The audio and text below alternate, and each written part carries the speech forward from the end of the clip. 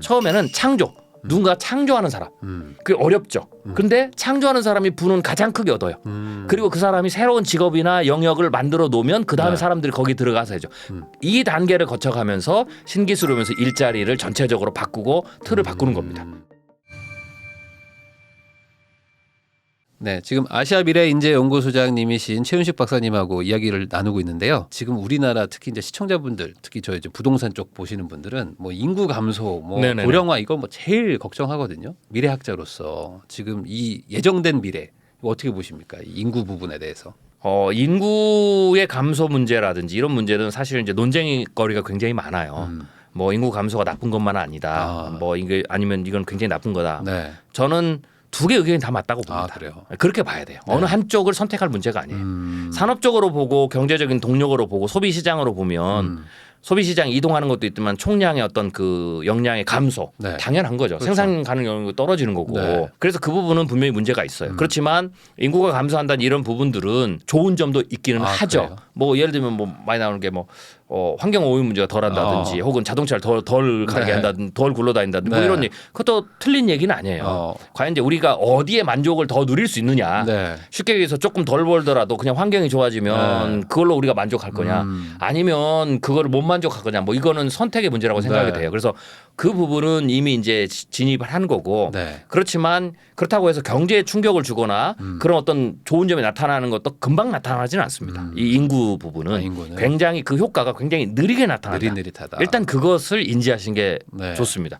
생각보다 꽤 느리게 나타난다. 그러면 라는 뭐 단순히 얘기해서 뭐 10년 앞으로 한 10년 정도 안에는 막 유의미하게 막 경제적으로 뭐 큰 충격이 오고 막 이런 정도까지는 아니라고 봐요. 네, 그렇게는 아닙니다. 왜냐하면 지금 우리나라가 인구가 지금 정점을 찍고 네. 이렇게 떨어지지 않거든요. 네. 어느 정도 완만한 상을 유지하면서 가기 때문에 이 유지하는 상황에서는 충격이 별로 안 크다라는 네. 거고요. 떨어져도 초기에는 별로 안 커요. 그렇게 보면 사실 서서히 우리가 체감을 하지만 네. 이것 때문에 국가가 급격하게 붕괴가 되거나 심각한 위기가 발생하거나 이것 때문에 이제 우리 더 이상 못 살겠다라는 어떤 부작용이 나타날 때까지는 1, 20년 이상 더 가야 됩니다. 그래서 그래요? 단기적으로는 그런 문제까지는 일어나지 않는다. 그러나 어떤 특정한 산업 영역에서는 네. 일어날 수가 있겠죠. 시차가 좀 달라진다. 뭐 그러겠죠. 그렇죠. 지금 요즘에 유치원이 그대로 요양원으로 그렇죠. 바뀌고 있는 것처럼 네, 그렇게 되는 거죠. 그런 식의 뭐 급속도로 바뀌는 산업들은 있겠지만 그렇죠. 전체적인 경제 규모는 그렇죠. 거대하게 움직이는 거니까. 그렇죠. 아주 천천히 움직인다 이렇게 봐야 됩니다. 그러면은 그 어떤 분들 또 이런 얘기도 하더라고요. 인구가 또 감소하더라도 또 새로운 어떤 먹거리를 찾거나 하면은 국민 개개인의 어떤 소득이나 이런 건 좀 늘어날 수 있으면서 전체적으로 부는 커질 수도 있다고. 그거는 이제 이렇게 봐야 되는데요. 쉽게 얘기해서 우리가 잘 아는 대로 이제 그레이 산업이 커진다고 그러잖아요. 네. 당연하죠. 그 부의 이동이에요. 산업도 이동하겠죠. 네. 그게 있어요. 그렇지만 그 과정 속에서 뭔가 이렇게 이동이 오면 네. 결국은 이동에 적응하지 못한 사람들이 또 힘들어지고. 추락하죠. 네. 부의 불균형부가 커지죠. 그런데 지금은 돈을 풀어서 경제를 성장시키기 때문에요. 네. 화폐 가치가 하락하잖아요. 네. 그래서 사실은 일본도 제가 성장이 정체됐다라고 얘기를 하는데 정확하게 얘기하면 화폐 가치 하락분만큼 서서히 올랐어요.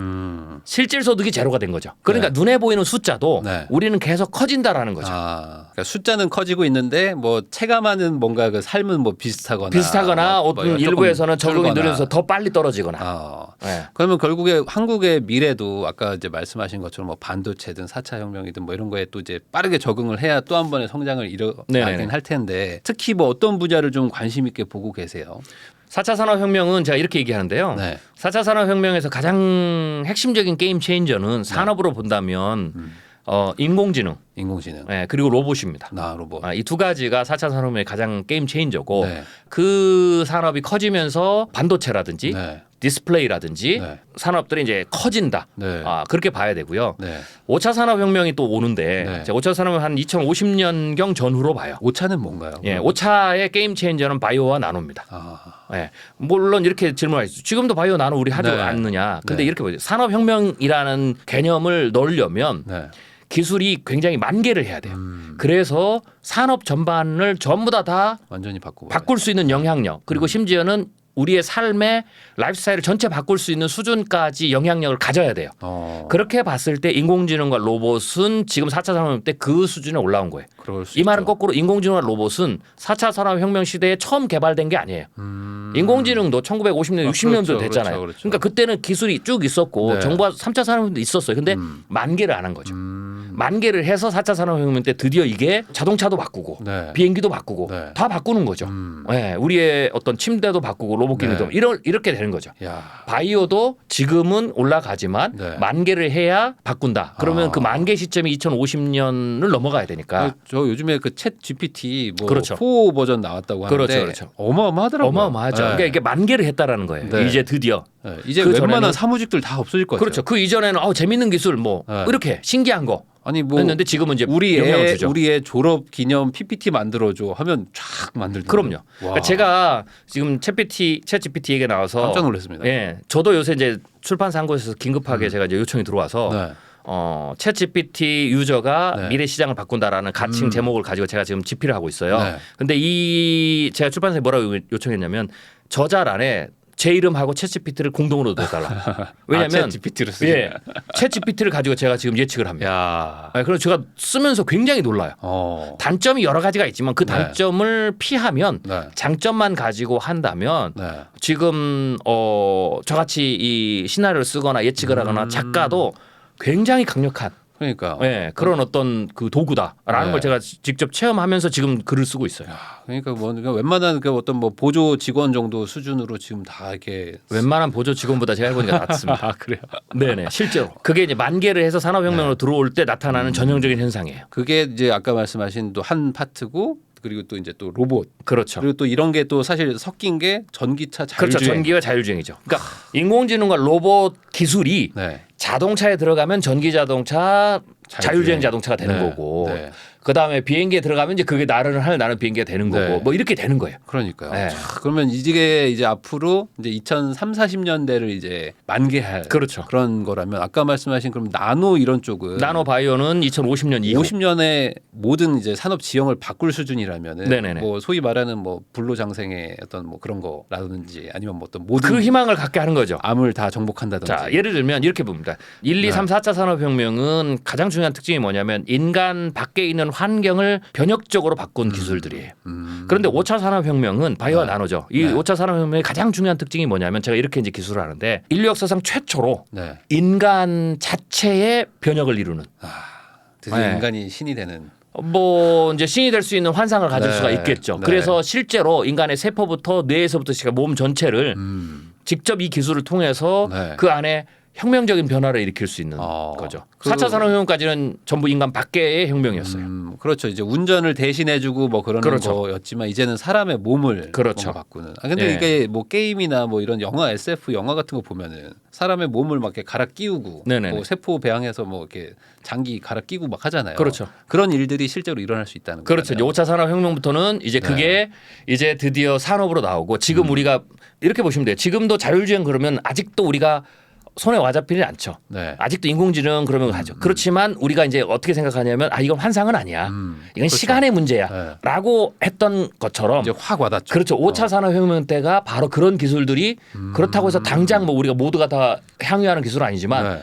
지금은 그렇게 하면 좀 뭐 신화 같잖아요. 아직은 소설 좀 같고. 너무 먼 얘기 네. 같죠. 사실. 근데 그때는 지금 자율주행이나 인공지능을 우리가 생각하는 그 정도처럼 그렇게 이제 느껴지는 시대가 되는 거죠. 진짜 이제 그때 네. 되면은 라식이 아니라 그냥 뭐 눈이 그렇죠. 좋아지고 그렇죠. 네. 자연적으로. 그리고 일부 부자들은 네. 일부 그 기술을 좀 빨리 추종하는 사람들은 네. 그런 부분들을 자기 몸에다가 직접적으로 네. 이제 이식을 하거나 실험을 하겠죠. 야, 그런 세상이 이제 한 2, 30년 안에 온다. 네네네. 그러면 사실상 방송을 보시는 분들이거나 저희 세대가 경험할 수도 있는 그렇죠. 일이네요. 우리 살아가는 이제 경험할 수 있는 와. 네, 그런 미래가 되는 거죠. 그러면 이제 그거는 이제 5차라고 치고 그러면 4차만 하더라도 아직 이제 조만간 올 미래지만 당장은 그래도 사람이 낫지 정도의 아직까지는 그렇죠. 그 자존심이 있지 않습니까? 네네네. 근데 요것도 이제 조만간 이제 바로 이제 넘어가는 건가요? 그렇죠. 얼마 안 남았나요? 제가 보면 이제 우리가 이제 완전 자율주행 자동차도 단계가 있는데 네. 일단 우리가 완전 자율주행 자동차 즉 내가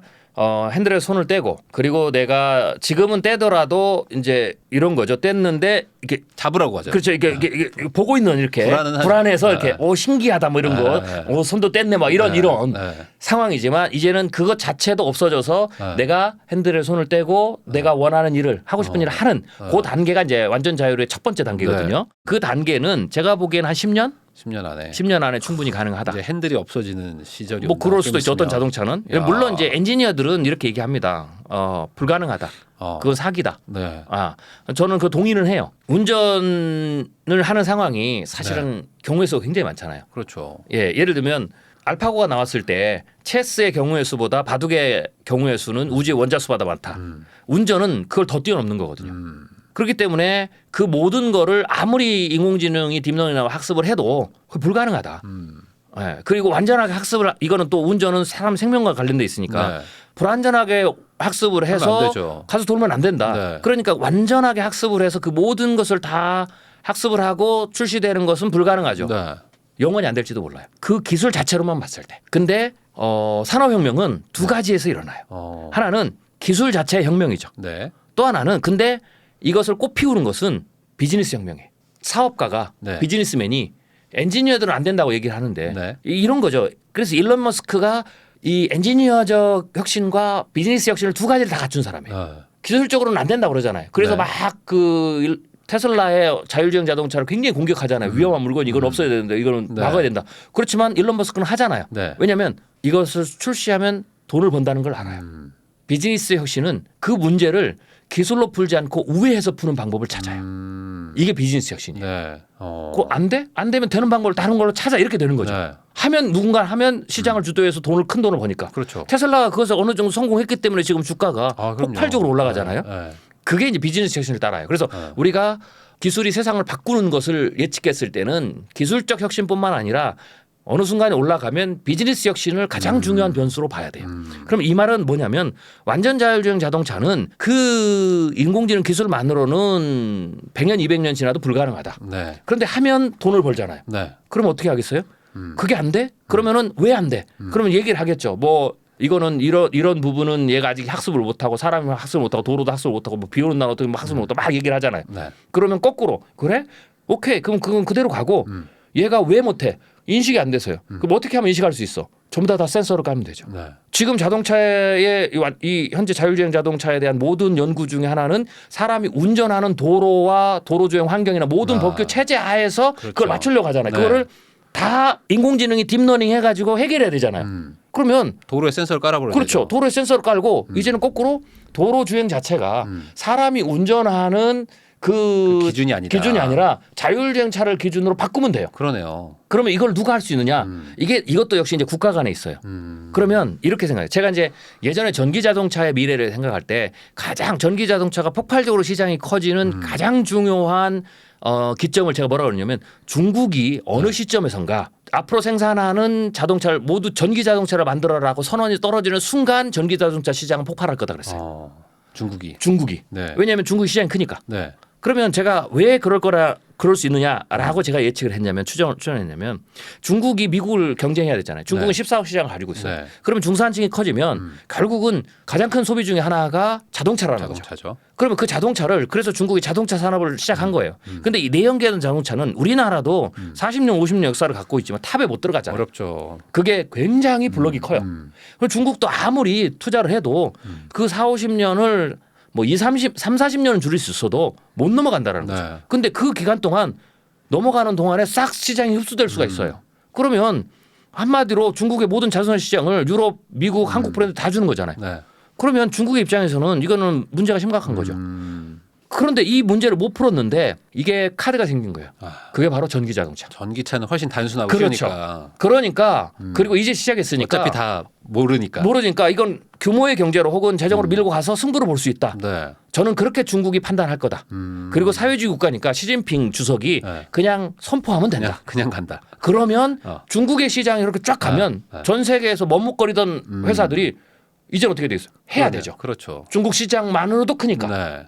혹은 중국이 그걸 가져가면 자국 시장이 다 없어지니까. 이게 이제 매기 역할을 한 거죠. 그러네.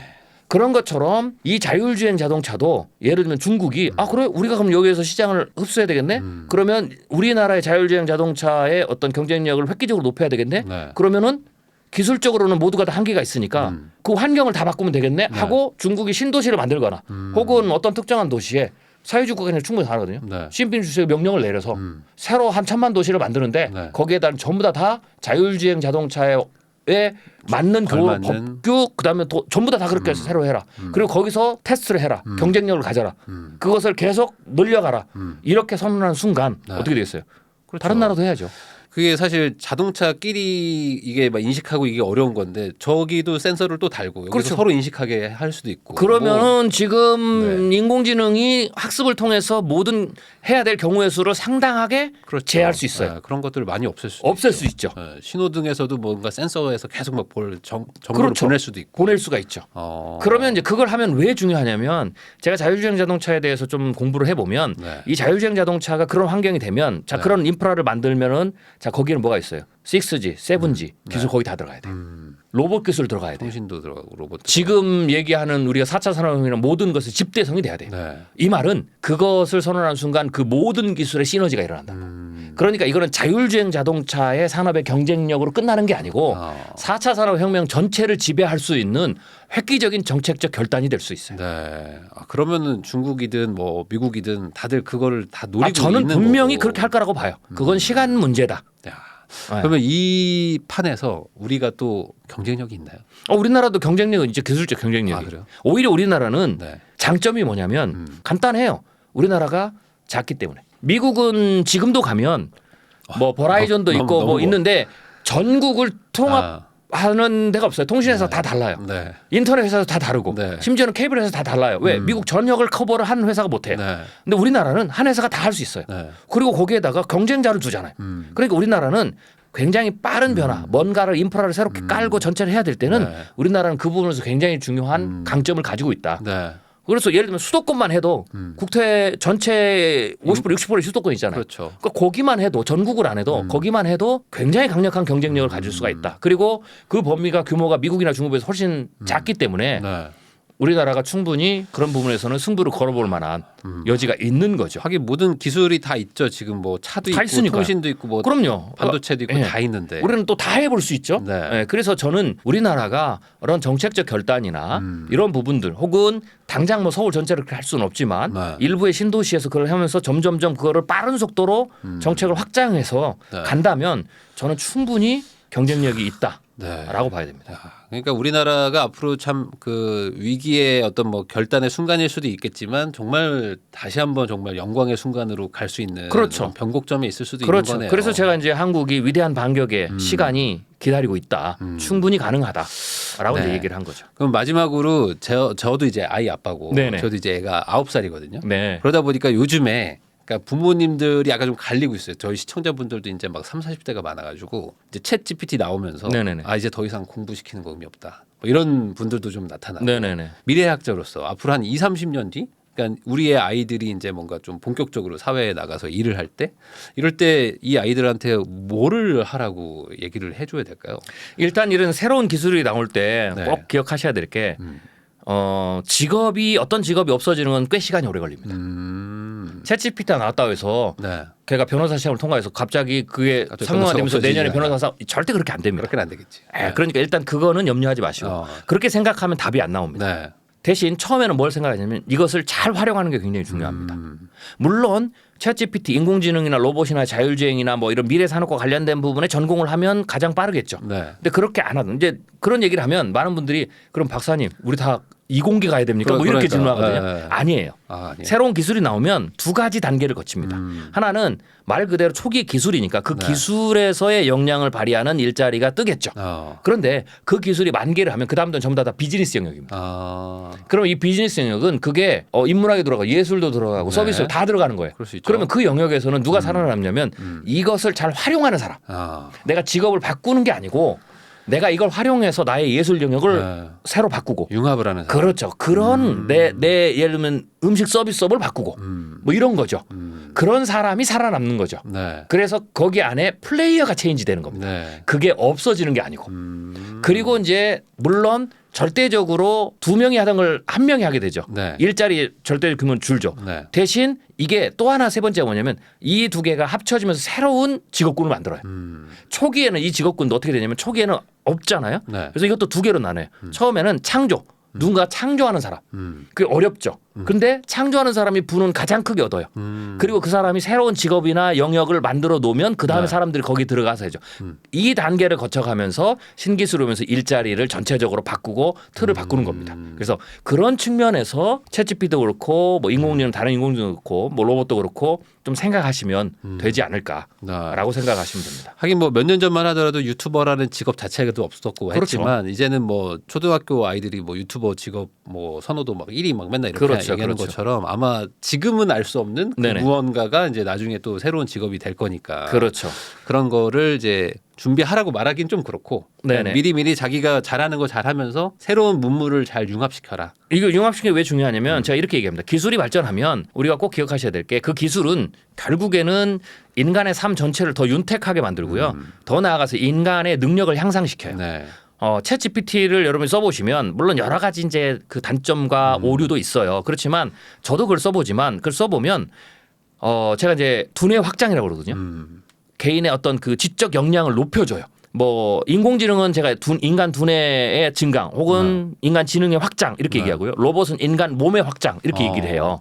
그러면 전체적으로 인간이 두뇌와 지적인 부분과 육체적인 부분이 향상이 되죠. 네. 그러면 어떤 일이 벌어지냐면 과거에는 내가 못했던 일을 하게 돼요. 네. 이것도 생각하셔야 돼요. 그러니까 내 직업이 없어지는 것만 생각하시면 안 되고요. 네. 내 능력이 향상되니까 나는 그게 없었을 때는 나보다 좀 능력이 뛰어난 사람이 했던 그 영을 못한 거죠. 그러네. 나는 만화를 못 그리는데 그렇죠. 웹툰 작가가 되는 작가가 거죠. 될 수 있는 거죠. 그렇죠. 그렇게 가는 거예요. 그러면서 그게 위로 전부 다 상향이 된다라고 보시면 돼요. 그러네. 거기에서 새로운 것들이 생긴다라고 보시면 됩니다. 예를 들면 여러분들도 지금 이제 챗 GPT를 지금 쓰시면 네. 작가만 쓰고 시 쓰는 시인만 썼는데 내가 작가가 될 수가 시인이 될 거 소설도 쓸 수 있다라는 그럴 수 거죠. 있죠. 그러면 내 영역이 네. 그 영역으로 확장될 수 있는 거죠. 초반에는 그걸 빨리 빨리 접근해서 사용하는 분들이 훨씬 더 좋은 기회를 네. 갖는다라고 생각하시고요. 이 챗GPT를 포함해서 인공지능 이 로봇은 대세입니다. 이거는 저항하시면 안 돼요. 빨리 해야 되네. 해야 새로운 길을 빨리 열 수 있다. 스마트폰 같은 거다. 그렇죠. 이거는 무조건 적응해야 된다. 그렇죠. 네. 아이들한테도 얼른 좀 적응시켜가지고 최대한 익숙하게 해야 또 아이들이 또 새로운 길을 또 찾아내서 그렇죠. 같이 융합시켜서 네네. 자기만의 또 새로운 직업을 만들 수 있다. 네네, 그렇게 정리할 그렇습니다. 수 있을 것 같습니다. 네네네. 네, 오늘은 미래학자 최윤식 박사님을 모시고 2023년 뭐 경제 전망부터 자율주행차, 뭐 미래의 먹거리, 미중 패권 전쟁까지 알아보는 시간을 가졌습니다. 시청자 여러분들 시청해 주셔서 다시 한번 감사하다는 말씀 전하고요. 지금까지 저는 내 집 마련부터 건물주까지 부익남 TV의 부익남이었습니다. 박사님 오늘 나와주셔서 너무 감사드리고요. 고생 많으셨습니다. 네, 감사합니다.